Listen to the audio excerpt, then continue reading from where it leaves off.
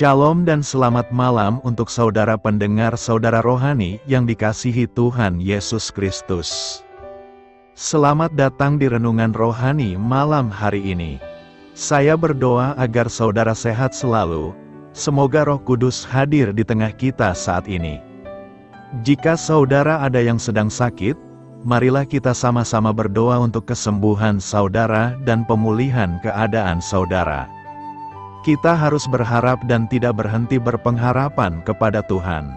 Sebelum kita mulai renungan malam ini, marilah kita bersama-sama berdoa. Bapa kami yang di surga, Bapa di dalam nama Tuhan Yesus Kristus. Kami sungguh mengucap syukur, ya Tuhan, oleh karena Engkau sangat baik buat kami. Engkau ada bersama kami dan menopang hidup kami di siang hari dan di malam hari. Engkau ada bersama-sama dan menyertai kami. Tuhan, kami memuji dan bersyukur kepadamu pada malam hari ini kami masih bisa berkumpul di rumah kami yang kecil ini. Tuhan, saat ini kami hendak mendengarkan firman-Mu. Berilah pengetahuan dan bimbinglah hamba-Mu ini, agar apa yang Engkau firmankan dapat bekerja sesuai kehendak-Mu, buat kami jemaat-Mu. Bukalah hati dan pikiran kami untuk mendengar dan menerima firman-Mu. Kiranya firman-Mu ini dapat menjadi berkat bagi kami. Berbicaralah, Tuhan, kami sudah siap menerima firman-Mu. Di dalam nama Tuhan Yesus Kristus kami berdoa dan mengucap syukur. Amin.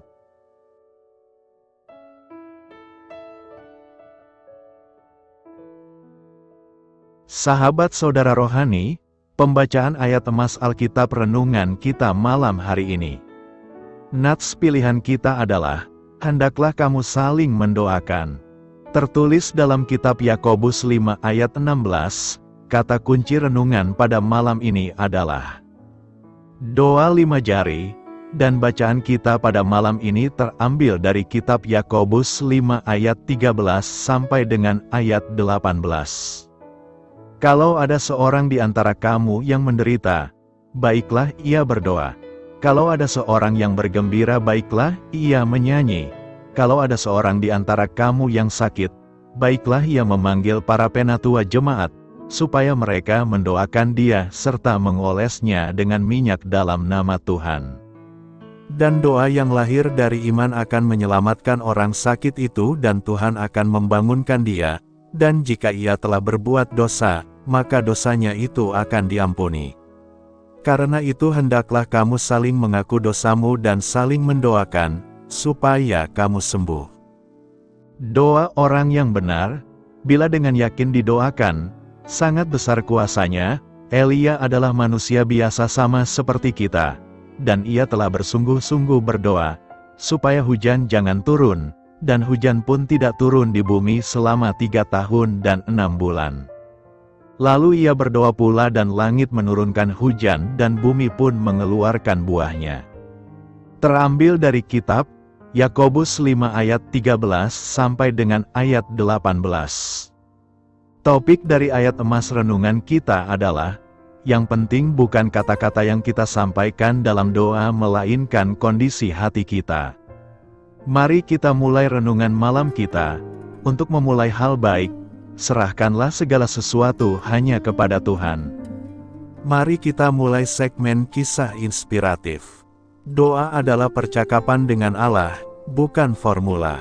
Namun, kita mungkin kadang perlu memakai suatu metode untuk menyegarkan doa. Kita dapat berdoa dengan mengutip ayat kitab Mazmur atau dari ayat-ayat kitab suci lainnya, seperti doa Bapa kami, atau memakai metode 4P yaitu penyembahan, pengakuan dosa, pengucapan syukur, dan permohonan.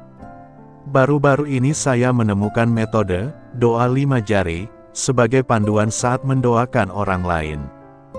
Ketika Anda melipat tangan, yang paling dekat dengan Anda adalah ibu jari. Jadi, mulailah dengan mendoakan orang-orang yang dekat dengan Anda, orang-orang yang Anda kasihi. Jari telunjuk biasanya untuk menunjuk, maka, berdoalah bagi para pengajar, guru Alkitab dan pengkhotbah, dan para pengajar anak-anak. Jari selanjutnya adalah jari yang tertinggi. Jari ini mengingatkan Anda untuk berdoa bagi orang-orang yang memegang kekuasaan, pemimpin negara dan pemimpin setempat, serta penyelia Anda di tempat kerja. Jari keempat biasanya jari terlemah. Berdoalah bagi mereka yang sedang menghadapi masalah atau yang sedang menderita. Lalu sampailah kita pada jari kelingking. Jari ini mengingatkan Anda akan betapa kecilnya Anda dibandingkan dengan kebenaran Allah. Maka, mintalah agar Dia menyediakan kebutuhan Anda. Metode apapun yang Anda pakai, bercakap-cakaplah dengan Bapa. Dia ingin mendengar apa yang ada di dalam hati Anda. Doa orang benar. Yakobus 5 ayat 16 berkata, "Karena itu hendaklah kamu saling mengaku dosamu dan saling mendoakan, supaya kamu sembuh." Doa orang yang benar, sangat besar kuasanya dan ada hasilnya. Nas hari ini memberikan arahan kepada orang percaya untuk saling mendoakan. Beberapa latar belakang dan pemahaman dari ayat ini dapat dijelaskan sebagai berikut. Pertama, pentingnya pengakuan dosa. Melalui pengakuan dosa, seseorang menyadari kesalahannya di hadapan Tuhan dan sesama. Pengakuan dosa adalah langkah awal untuk pertobatan dan pemulihan rohaniah. Kedua, pentingnya pertobatan.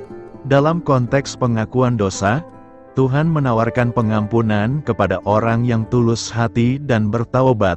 Orang percaya diajak untuk memahami bahwa melalui pengakuan dosa, mereka dapat mendapatkan pemulihan rohaniah. Ketiga, keselamatan dan kesehatan rohani. Ungkapan, supaya kamu sembuh, dapat diartikan tidak hanya sebagai kesembuhan fisik, tetapi juga keselamatan dan kesehatan rohani.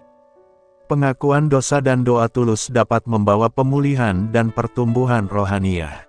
Keempat, doa orang yang benar. Doa orang yang benar adalah doa yang dinyatakan dengan ketulusan hati dan iman. Ayat ini menegaskan bahwa doa yang dinyatakan dengan tulus memiliki kekuatan besar. Kekuatan ini berasal dari iman dan hubungan yang benar dengan Tuhan. Apa yang perlu direnungkan dari nas hari ini?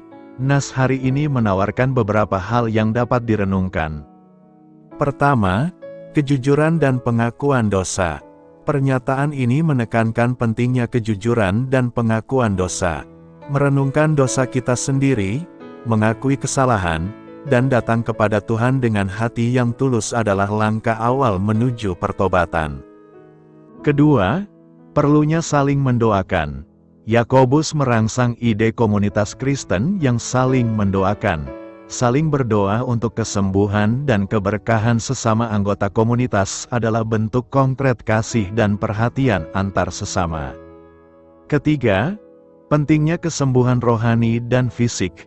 Ayat ini mengajak untuk memahami bahwa doa tidak hanya berdampak pada kesembuhan rohani, tetapi juga bisa mempengaruhi kesehatan fisik. Ini menunjukkan hubungan erat antara kesehatan rohani dan fisik dalam perspektif iman Kristen. Ketiga, pentingnya doa yang benar. Penting untuk merenungkan arti doa yang benar. Doa yang dinyatakan dengan tulus, iman, dan ketaatan memiliki kekuatan besar. Ini mencerminkan hubungan yang mendalam dan akrab dengan Tuhan. Keempat, perlunya efektivitas doa. Pernyataan ini menegaskan bahwa doa yang benar memiliki kekuatan dan ada hasilnya.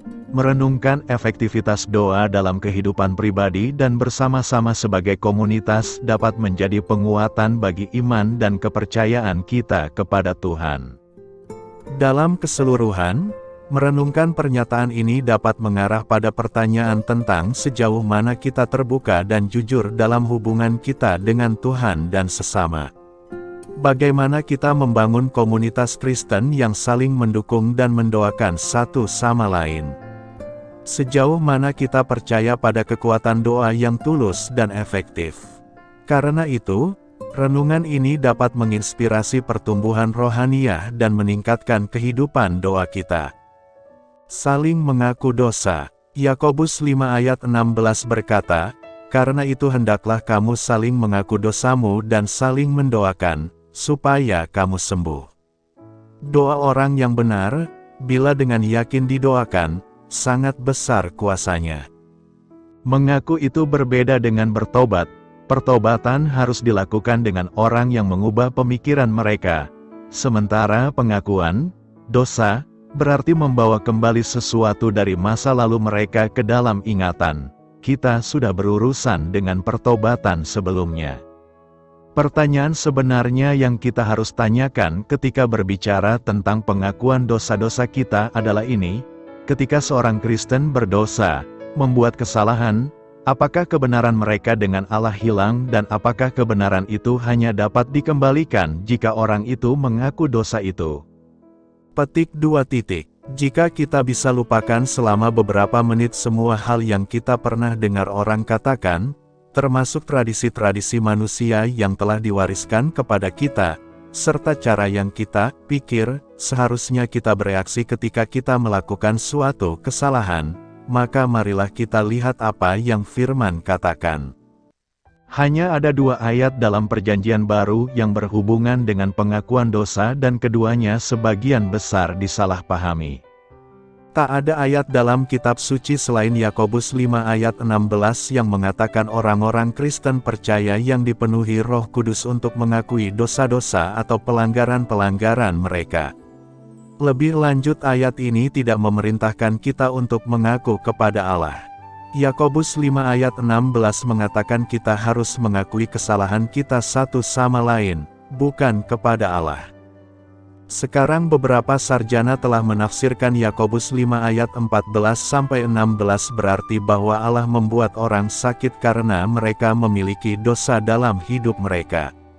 Ayat-ayat yang sama juga telah disalahartikan berarti bahwa orang harus mengakui mereka dosa kepada imam atau penatua gereja dan bahwa mereka selanjutnya akan diampuni dari dosa-dosa mereka dan disembuhkan jika mereka mengaku kepada seseorang.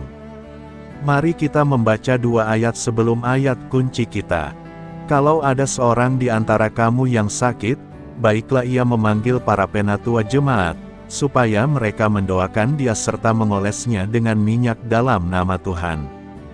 Dan doa yang lahir dari iman akan menyelamatkan orang sakit itu dan Tuhan akan membangunkan dia, dan jika ia telah berbuat dosa, maka dosanya itu akan diampuni. Karena itu hendaklah kamu saling mengaku dosamu dan saling mendoakan, supaya kamu sembuh. Doa orang yang benar, bila dengan yakin didoakan, sangat besar kuasanya. Setelah salib, Allah telah mengampuni segala dosa kita di masa lalu, sekarang dan masa depan. Satu-satunya pengampunan atas pelanggaran-pelanggaran yang untuknya kita sebagai orang percaya mungkin masih membutuhkan, adalah dari orang yang terhadapnya kita telah berdosa. Bagaimanapun Allah telah mengampuni kita untuk dosa-dosa ini juga. Dan karena tak satu pun dari kita yang sempurna dalam segala yang kita lakukan, kita kadang-kadang menyinggung, menyakiti atau merugikan orang, dan karena orang tidaklah semurah hati dan penuh belas kasihan seperti Tuhan, kita perlu untuk berdamai dengan mereka. Dan disitulah Yakobus 5 ayat 16 masuk, hendaklah kamu saling mengaku dosamu dan saling mendoakan, supaya kamu sembuh. Kebenaran kita dengan Tuhan tidak berubah, tapi hubungan kita dengan orang lain bisa rusak dan perlu dipulihkan. Ketika kita dengan rendah hati mengakui kepada orang-orang yang kita telah berbuat salah, dan jika mereka akan menerima kita dalam kerendahan hati, itu membuka pintu untuk itu pemulihan terjadi. Ada 2 dimensi relasional untuk selalu diingat. Pertama, ada dimensi vertikal berkenaan hubungan kita dengan Tuhan. Landasan untuk hubungan ini adalah karya salib yang sudah selesai dan cinta Tuhan bagi kita. Ini tidak didasarkan pada tingkat ketaatan kita yang tidak stabil. Kedua, ada dimensi horizontal berkenaan dengan hubungan kita dengan orang lain. Hubungan-hubungan ini tentunya didasarkan pada tingkat kesetiaan, cinta, kasih sayang dan perbuatan baik kita sendiri.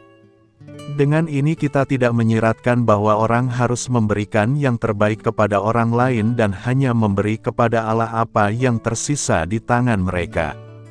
Bagaimanapun dasar kasih Allah bagi kita tidak didasarkan pada tingkat perbuatan baik atau ketaatan kita, tetapi pada siapa diri kita, anak-anak yang dikasihinya yang memiliki Roh Kudus hidup di dalam diri kita. Apakah Anda pernah berpikir kenapa mengakui kesalahan dan dosa yang pernah kita lakukan sangat penting? Mengaku yang dimaksud DKN Alkitab adalah pengakuan yang berasal dari kedalaman hati nurani yang paling dalam, karena pengakuan seperti ini berkaitan erat dengan pertobatan yang tulus. Pengakuan yang tulus besar manfaatnya karena melibatkan kuasa ilahi sebagai satu-satunya sumber pertolongan. Dengan mengakui kesalahan dan dosa yang sedang menghimpit, kita sedang mengatakan, "Aku butuh bantuan Engkau ya Tuhan, ampuni dosa-dosaku dan selamatkan daku." Dengan demikian kita sedang berharap akan terjadinya suatu terobosan dalam kehidupan rohani kita yang dapat membuahkan kesembuhan, bukan hanya kesembuhan mental tapi juga fisik. Karena itu Alkitab seperti terkutip di atas mengajak kita sekalian untuk saling mengaku dosa dan saling mendoakan supaya kita beroleh kesembuhan. Curhat berbeda dengan pengakuan akan kesalahan dan dosa yang ada, karena curhat dapat berakhir dengan gosip. Tidaklah demikian halnya dengan mengakui kesalahan dan dosa, karena tujuan mengakui kesalahan dan dosa seperti yang tertulis dalam Alkitab adalah untuk mengalami kesembuhan dan terobosan, bukan untuk gosip. Penting untuk diketahui dengan siapa kita berbicara saat kita mengakui kesalahan kita. Apakah orang yang kepadanya Anda mengakui kesalahan Anda adalah orang yang dapat dipercaya? Orang yang tidak bocor mulut dan orang yang memiliki integritas. Orang yang peduli terhadap keberadaan Anda, orang yang tidak mempunyai sifat menghakimi. Orang yang bersedia mendoakan kita dan bersedia membantu kita untuk keluar dari penjara dosa yang mengikat kita. Orang yang kepadanya kita mengakui kesalahan dan dosa, kita harus mempunyai keinginan untuk mengikuti perkembangan rohani kita. Tindak lanjut sangat penting untuk memastikan keberadaan kita, karena tanpa tindak lanjut kita akan sangat tergoda untuk kembali kepada sifat manusia lama kita sekalipun kita sudah mengakui kesalahan kita. Karena itu, marilah kita selalu bersedia mengaku dosa kita di hadapan Allah, agar berkati kesembuhan mengalir akan hidup kita. Apa kata Alkitab mengenai ketidakinginan untuk berdoa? Doa adalah sumber kekuatan perjalanan rohani orang Kristen dengan Allah. Doa menghubungkan kita dengan Allah. Doa adalah cara yang aktif untuk mengasihi dan berhubungan dengan orang lain, dan doa meluangkan tempat dalam hati sang pendoa untuk mendengar koreksi Allah. Alkitab menasehati kita untuk tetaplah berdoa, sehingga sikap yang bermalas-malasan berdoa adalah dosa. Apapun yang menghambat hubungan kita dengan Allah atau yang menggiring kita pada pengandalan diri adalah kesalahan. Kita dapat menganggap tindakan Adam dan Hawa dalam Kejadian pasal 3 sebagai ketidakinginan berdoa. Mereka makan dari pohon pengetahuan baik dan jahat dan menjadi malu berkomunikasi dengan Tuhan ketika Ia datang menjenguk mereka di taman. Oleh karena dosa mereka, hubungan mereka dengan Allah terputus. Komunikasi mereka dengannya terhambat. Ketidakinginan, Adam dan Hawa itu berdosa, dan disebabkan pula oleh dosa. Apakah Anda dapat membayangkan seseorang berkata dia teman terdekat Anda namun tidak pernah berbicara dengan Anda? Hubungan tersebut, jika betul-betul ada, tentunya merenggang. Sama halnya hubungan dengan Allah seperti itu akan gersang dan tidak menyenangkan tanpa adanya komunikasi. Ketidakinginan berdoa berbalikan dengan hubungan yang baik dengan Allah. Umat Allah mempunyai keinginan yang alami untuk berkomunikasi dengan Tuhan mereka. Tuhan, pada waktu pagi Engkau mendengar seruanku. Pada waktu pagi aku mengatur persembahan bagimu. Dan aku menunggu-nunggu perintah Alkitab untuk berdoa diikuti oleh janji-janji yang indah. Tuhan dekat pada setiap orang yang berseru kepadanya.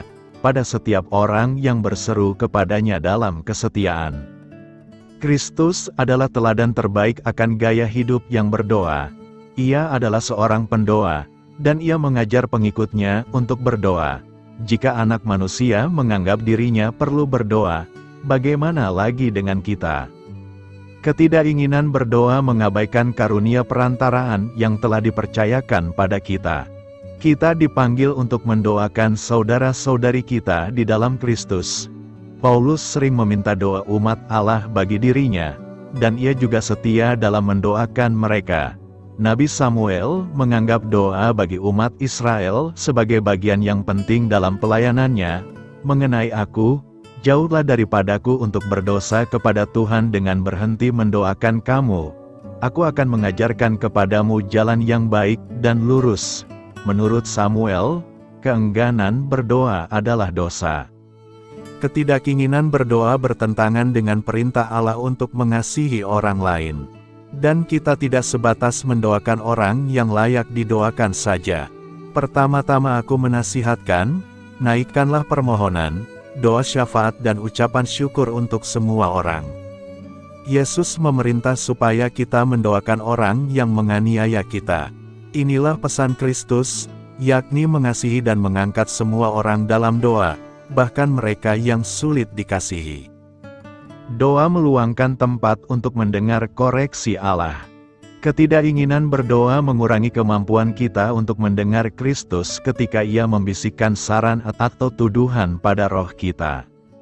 Ibrani 12 ayat 2 mengingatkan kita bahwa Kristus adalah yang membangkitkan iman kita dan memeliharanya dari permulaan sampai akhir, tanpa berdiamnya rohnya di dalam hati kita. Maka kita akan tersesat di jalan yang sulit karena mengikuti pertimbangan pribadi kita. Ketika kita mendoakan supaya kehendak Allah terjadi, di bumi seperti di sorga, menyimpangnya kehendak kita akan segera terungkap. Matius 26 ayat 41 juga memberi kita peringatan lain, berjaga-jagalah dan berdoalah, supaya kamu jangan jatuh ke dalam pencobaan. Ketidakinginan berdoa membutakan hati kita akan godaan yang mengepung dan semakin menjerumuskan kita ke dalam dosa. Hikmat kita hanya berkembang melalui penerangan dan arahan Roh Kudus. Dan hanya melalui kuasa Roh Kudus dapatkah doa kita menjadi efektif. Doa adalah tali kehidupan yang menghubungkan kita kepada Allah. Kristus mencerminkan hidup yang senantiasa berdoa dalam pelayanannya sehingga kita perlu mengikuti teladannya. Kuasa doa orang benar. Sebagai orang percaya kita pun dapat mengalami kuasa doa itu asal hidup kita benar-benar seturut dengan kehendak Tuhan. Kita juga sering mendengar kesaksian dari saudara seiman yang mengalami pertolongan dan mujizat dari Tuhan karena doa. Namun sebelum kita berdoa, Yakobus mengatakan bahwa kita harus saling mengaku dosa terlebih dahulu, supaya doa kita didengar Tuhan. Banyak kisah dalam Alkitab yang menceritakan betapa berkuasanya doa orang benar itu. Ketika Elia berdoa dengan sungguh-sungguh kepada Tuhan, mujizat pun terjadi. Saat berhadapan dengan Ahab, Elia berkata, "Demi Tuhan yang hidup, Allah Israel, yang kulayani, sesungguhnya tidak akan ada embun atau hujan pada tahun-tahun ini, kecuali kalau kukatakan." Maka yang terjadi adalah hujan benar-benar tidak turun selama 3,5 tahun. Namun ketika Elia berdoa kepada Tuhan supaya turun hujan, langit pun menurunkan hujan. Tertulis, maka dalam sekejap mata langit menjadi kelam oleh awan badai, lalu turunlah hujan yang lebat. Begitu juga dengan Elisa, ketika ia berdoa, minyak dalam buli-buli seorang janda yang terlilit hutang tidak habis-habis sampai minyak itu dapat dijual, sehingga hutang-hutangnya terbayar, dan karena doa Elisa pula anak perempuan Sunem yang mati hidup kembali. Contoh lain dapat juga kita baca dalam Yosua 10 ayat 12-15, di mana Yosua meminta kepada Tuhan agar matahari berhenti di atas Gibeon dan bulan di atas lembah Ayalon, dan doanya terkabulkan. Luar biasa, itu adalah beberapa contoh bagaimana Tuhan menjawab doa dari orang-orang benar. Kekuatan doa sangatlah dahsyat jika kita meyakininya. Alkitab menyatakan, doa orang yang benar, bila dengan yakin didoakan, sangat besar kuasanya. Elia adalah manusia biasa sama seperti kita, dan ia telah bersungguh-sungguh berdoa. supaya hujan jangan turun, dan hujan pun tidak turun di bumi selama 3 tahun dan 6 bulan. Lalu ia berdoa pula, dan langit menurunkan hujan, dan bumi pun mengeluarkan buahnya. Doa menghadirkan kuasa Tuhan yang tak terbatas atas diri manusia yang terbatas. Kekuatan doa sanggup menembus kemustahilan. Doa adalah senjata ampuh mengalahkan musuh dalam bentuk apapun, masalah atau pencobaan. Doa mampu menggetarkan hati Tuhan, sehingga ia bertindak memberikan pertolongan dan menyembuhkan segala macam sakit penyakit. Dalam berdoa, segala dosa-dosa harus kita bereskan, dengan mengakui dan memohon ampun kepada Tuhan, karena dosa menjadi penghalang utama doa kita sampai ke hadirat Tuhan. Saat kita bertobat dan berpaling dari dosa, maka doa kita berkuasa dan mendapat kekuatan yang dahsyat. Mengapa kita harus mengandalkan doa terlebih dahulu? Pertama, kita akan melihat pengalaman doa dari seorang nabi. Pada waktu itu Nabi Elia sedang menghadapi kejahatan Raja Ahab dan Allah mau memakai Elia untuk menyatakan keagungannya. Allah mau memakai Nabi Elia sebagai salurannya untuk menghukum Raja Ahab dengan tidak menurunkan hujan. Ketika Elia berdoa lagi, langit menurunkan hujan. Dalam kitab Yakobus dicatat bahwa Elia adalah manusia biasa seperti kita, dan karena ia telah bersungguh-sungguh berdoa, maka Allah menyatakan perbuatannya. Dengan kata lain, Elia mengandalkan kuasa Allah sehingga Allah melalui Elia menyatakan perbuatan ajaib. Demikian juga kita, harus sungguh-sungguh berdoa mengandalkan kuasa Allah supaya melalui kita, Allah juga mau menyatakan kemuliaan-Nya. Kedua, dengan sungguh-sungguh berdoa mengandalkan Tuhan untuk menyatakan kemuliaan-Nya, maka doa seperti ini adalah doa yang memiliki kuasa. Dalam ayat 16 dicatat bahwa doa orang yang benar, bila dengan yakin didoakan, sangat besar kuasanya. Tapi sebelum ayat ini ada syaratnya, yaitu hendaklah kamu saling mengaku dosamu dan saling mendoakan. Jadi bukan hanya mengandalkan kuasa Allah saja, ayat ini juga mengingatkan kita untuk merendahkan diri dan mengaku dosa. Jika kita mengakui kekuasaan Allah tapi tidak sadar akan kedudukan diri sendiri, maka doa kita akan menjadi semacam perintah syukur. Maksudnya adalah doa kita memang adalah doa syukur, tapi waktu masuk doa permohonan, kita sepertinya sedang memerintahkan Tuhan harus menggenapinya.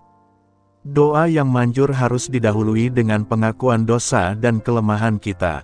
Karena itu, dalam doa kita tahu mengaku dosa-dosa sendiri dan siapa yang berkuasa, doa seperti ini akan memiliki kuasa. Ketiga, dahulukan berdoa sebelum bertindak. Dalam ayat 13 dicatat, kalau ada seorang di antara kamu yang menderita, baiklah ia berdoa. Hal ini mengajarkan kepada kita kapan sesuatu terjadi pada kita, harus dahulukan doa, bukan mengatasinya dulu baru berdoa. Jadikanlah doa sebagai solusi pertama, bukan terakhir. Di hadapan Tuhan tidak ada perbedaan hal besar dan kecil. Di dalam segala situasi carilah dahulu Dia, karena kita sudah tahu kuasa Allah dan kekuatan doa. Maka ingat, mari, berdoalah. Sebagai manusia, dalam keadaan lancar kita sering lupa berdoa dan bersandar kepada Tuhan. Tapi ketika berbagai kesulitan dan masalah datang menimpa kita, baru sadar harus mengandalkan Tuhan. Tuhan mau kita, mari, berdoalah, bersandar kepada Dia dalam hal-hal besar maupun kecil. Karena hasilnya adalah kuasanya sangat besar. Maka dalam segala hal ingatlah untuk selalu mendahulukan doa, karena Allah menunggu kita berkata, mari, berdoalah. Dengan memahami betapa pentingnya berdoa dan kesungguhan kita berdoa di hadapan Tuhan, maka kita akan menemukan setidaknya ada dua kuasa doa orang benar, yakni: pertama, doa orang benar didengar Tuhan. Jika kita membaca Amsal 15 ayat 29, disebutkan, Tuhan itu jauh daripada orang fasik, tetapi doa orang benar didengarnya. Hal senada juga kita bisa temukan dalam Mazmur 34 ayat 16 dan 18, mata Tuhan tertuju kepada orang-orang benar, dan telinganya kepada teriak mereka minta tolong. Apabila orang-orang benar itu berseru-seru, maka Tuhan mendengar dan melepaskan mereka dari segala kesesakannya. Semua orang yang ada di bumi ini bisa berdoa, berseru, berteriak kepada Tuhan. Tetapi sebagai orang benar, kita memiliki keistimewaan dari Tuhan.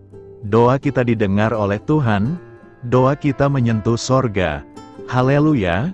Kalau kita merasakan seakan-akan doa kita mentok atau tidak menembus ke sorga, mari kita evaluasi diri kita, jangan sampai dosa menghambat doa kita sehingga tidak sampai kepada Tuhan. Kedua, doa orang benar akan mengubahkan hidup kita. Sebagai orang benar, Yabes lebih dimuliakan daripada saudara-saudaranya. Hanya saja, arti nama Yabes kemungkinan besar adalah gambaran dari apa yang Yabes alami dalam kehidupannya, yakni kesakitan, kesukaran dan penderitaan. Yabes berdoa, dia berseru kepada Allah Israel, apa yang dia serukan? Perubahan hidup. Yabes berdoa, kiranya Engkau memberkati aku berlimpah-limpah dan memperluas daerahku, dan kiranya tangan-Mu menyertai aku, dan melindungi aku daripada malapetaka, sehingga kesakitan tidak menimpa aku. Dan Allah mengabulkan permintaannya itu, Yabes pun mengalami perubahan hidup. Kalau doa Yabes mendatangkan kuasa untuk mengubahkan hidupnya, demikian juga dengan doa kita. Saat keadaan dalam hidup kita sepertinya tidak sebagaimana yang Tuhan janjikan, berdoalah. Saat bisnismu dan keluarga kita tidak berjalan sesuai dengan harapan kita, berdoalah. Saat lingkungan tempat tinggal kita, orang-orang yang kita kenal dan kasihi belum mengenal Tuhan Yesus, berdoalah. Maka akan terjadi perubahan dalam kehidupan kita dan sekitar kita. Renungkan. Apa yang hendak kita renungkan dalam hari ini? Pertama, mari menjadikan doa sebagai skala prioritas dalam aktivitas kita setiap hari. Kita membuat doa sebagai tugas pertama kala kita bangun pagi, saat kita memulai karya kita, studi kita, bisnis kita, pelayanan kita. Kedua, kita harus sungguh-sungguh berdoa. Sungguh-sungguh berdoa berarti kita harus dimulai dari saling mengaku dosa, saling mendoakan agar kita beroleh kesembuhan dan pemulihan. Kita juga harus mendoakan orang lain, kota, bangsa dan pemerintah serta gereja kita. Dengan dukungan doa-doa kita maka Tuhan akan bertindak menolong dan menyertai kehidupan kita. Karena itu, teruslah berdoa jangan jemu-jemu karena Tuhan mendengar semua doa-doa kita. Berdoa saat menderita. Yakobus 5 ayat 13 berkata, kalau ada seorang di antara kamu yang menderita, baiklah ia berdoa. Kalau ada seorang yang bergembira baiklah ia menyanyi. Nasihat Yakobus ini menarik untuk kita renungkan. Berdoa saat mengalami penderitaan, merupakan sebuah anjuran yang patut kita lakukan. Kalau ada seorang di antara kamu yang menderita, baiklah ia berdoa. Hal ini mengajarkan kepada kita kapan sesuatu terjadi pada kita, harus dahulukan doa bukan mengatasinya dulu baru berdoa. Jadikanlah doa sebagai solusi pertama bukan terakhir. Di hadapan Tuhan tidak ada perbedaan hal besar dan kecil. Di dalam segala situasi carilah dahulu Dia. Karena kita sudah tahu kuasa Allah dan kekuatan doa, maka ingat, mari, berdoalah. Sebagai manusia, terkadang dalam keadaan lancar kita sering lupa berdoa dan bersandar kepada Tuhan. Tapi ketika berbagai kesulitan dan masalah datang menimpa kita baru sadar harus mengandalkan Tuhan. Tuhan mau kita, mari, berdoalah, bersandar kepada Dia dalam hal-hal besar maupun kecil. Karena hasilnya adalah kuasanya sangat besar. Maka dalam segala hal ingatlah untuk selalu mendahulukan doa karena Allah menunggu kita berkata, mari, berdoalah. Berdoa saat mengalami penderitaan adalah tindakan yang paling tepat. Ada banyak orang Kristen ketika masalah datang langsung panik dan kalang kabut sehingga mereka tidak bisa berdoa dengan tenang. karena fokus perhatiannya hanya tertuju kepada besarnya masalah atau sakit yang dideritanya. Yakobus memberikan dua anjuran cara berdoa, yakni: pertama, berdoalah secara personal. Berdoa secara personal ini merupakan langkah awal dalam setiap menghadapi persoalan hidup. Sama seperti pemazmur yang berkata, "Berserulah kepadaku pada waktu kesesakan. Aku akan meluputkan engkau, dan engkau akan memuliakan aku." Bangun persekutuan yang karib dengan Tuhan melalui jam-jam doa pribadi. Nyatakan isi hati dan kerinduan saudara kepada Tuhan. Kalau kita memiliki hubungan yang dekat dengan Tuhan, kita pasti memiliki respons hati yang benar terhadap masalah, dan apabila orang-orang benar itu berseru-seru, maka Tuhan mendengar dan melepaskan mereka dari segala kesesakannya. Kedua, memanggil penatua, hamba Tuhan, untuk berdoa. Yakobus juga menasihati kita untuk berdoa dengan cara memanggil penatua jemaat. Bukan berarti kita diajar bergantung pada orang lain atau mengandalkan manusia, tetapi kehadiran hamba Tuhan untuk berdoa bersama juga sangat diperlukan. Kita beroleh nasihat, dorongan, semangat, kekuatan, penghiburan. Pada dasarnya, doa merupakan sebuah percakapan dengan Allah, yang diucapkan dengan harapan bahwa Allah pasti mendengar dan menjawabnya. Doa tidak sepatutnya menjadi pertolongan terakhir. Dalam firman-Nya, Allah mendorong kita untuk melibatkannya dalam doa. Kita juga memegang janji-Nya bahwa ketika 2 atau 3 orang berkumpul dalam nama-Nya, Dia akan ada di tengah-tengah mereka. Seseorang yang telah mengalami sendiri kuasa Allah yang Maha Kuasa akan terbiasa berseru kepadanya untuk mencari pertolongan pertama atas masalah yang dihadapinya. Doa akan membuka jalan bagi Allah untuk melakukan pekerjaannya di dalam dan melalui diri kita. Jangan tinggalkan jam-jam doa, doa yang disertai iman menghasilkan kuasa. Doa adalah ekspresi natural dari iman kita seperti bernafas supaya kita dapat hidup. Karena itu, berdoalah kepada Tuhan saat kita mengalami pergumulan hidup. Beritakanlah Injil kepada segala makhluk, hormatilah semua orang. Selamat beristirahat malam dalam kasih setia Tuhan. Doa saya menyertai saudara sekalian. Mari bertumbuh dalam iman bersama saudara rohani. Saya memberkati Anda agar sewaktu Anda mencarinya dari Dia, Bapa Surgawi Anda akan memberikan bagi Anda roti harian Anda, dalam nama Yesus Kristus. Tuhan yang berkuasa atas alam semesta dan menuntun kita kepada iman yang menyelamatkan. Tuhan Yesus menyertai senantiasa. Terima kasih sudah berkenan mendengarkan renungan malam saudara rohani. Tuhan memberkati. Amin.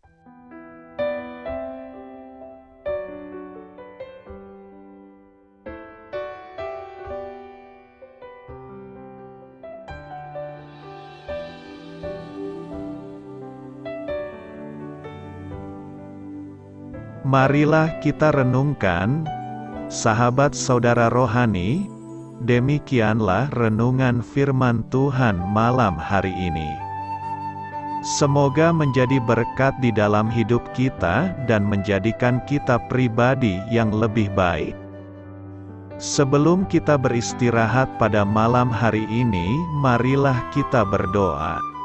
Bapa kami yang di surga, Bapa di dalam nama Tuhan Yesus Kristus, kami sungguh mengucap syukur, ya Tuhan, oleh karena Engkau sangat baik buat kami. Engkau ada bersama kami dan menopang hidup kami di siang hari dan di malam hari. Engkau ada bersama-sama dan menyertai kami, ya Tuhan Yesus. Kami mengucap syukur untuk firman-Mu, ya Tuhan, yang memberikan kami kekuatan dan menyadarkan kami bahwa kami tidak perlu takut dengan gelap dan malam. Sebab Tuhan, Engkau ada bersama kami. Engkau melindungi kami dan menjadi perisai bagi kami hamba-Mu berdoa saat ini. Tuhan, untuk setiap pendengar renungan ini yang mengalami ketakutan, kecemasan, kegelisahan, pada situasi gelap dan malam hari, di dalam nama Tuhan Yesus Kristus. Kuasa Tuhan melepaskan mereka dari segala ikatan roh-roh ketakutan yang mengikat mereka saat ini. Tuhan melepaskan setiap anak-anak-Mu dari segala rasa takut dan kecemasan. Di dalam nama Tuhan Yesus, segala kuasa-kuasa roh jahat, kuasa setan iblis yang mengganggu anak-anak-Mu, ya Tuhan, tolong hancurkan dan halaukan dengan kuasa-Mu. Dalam nama Tuhan Yesus Kristus, berkati setiap kami anak-anak-Mu, ya Tuhan, dan lindungilah kami aman di dalam Engkau. Ya Tuhan, penuhilah setiap hati kami dengan keberanian, damai sejahtera, dan sukacita serta ketenangan yang dari Tuhan. Berkati kami di malam hari ini, saat kami tidur dan beristirahat. Kuasa-Mu, ya Tuhan, menaungi setiap kami, memberkati dan melindungi kami. Bangunkanlah kami kembali besok pagi dengan kekuatan yang baru, tubuh yang sehat diberkati Tuhan, dan berkat-berkat yang baru Tuhan sediakan bagi kami. Terima kasih, ya Tuhan, kami sungguh mengucap syukur untuk firman-Mu yang menguatkan kami. Dalam nama Tuhan Yesus Kristus Juru Selamat kami, Bapa kami yang baik, kami mengucap syukur dan berdoa haleluya. Amin. Biarlah firman Tuhan menjadi pengingat untuk kita semua, bahwa tuntunan dari Roh Kudus akan selalu memberi jalan keluar bagi setiap permasalahan hidup kita, dan memberi kedamaian di hati kita. Amin. Sampai jumpa di renungan malam saudara rohani berikutnya.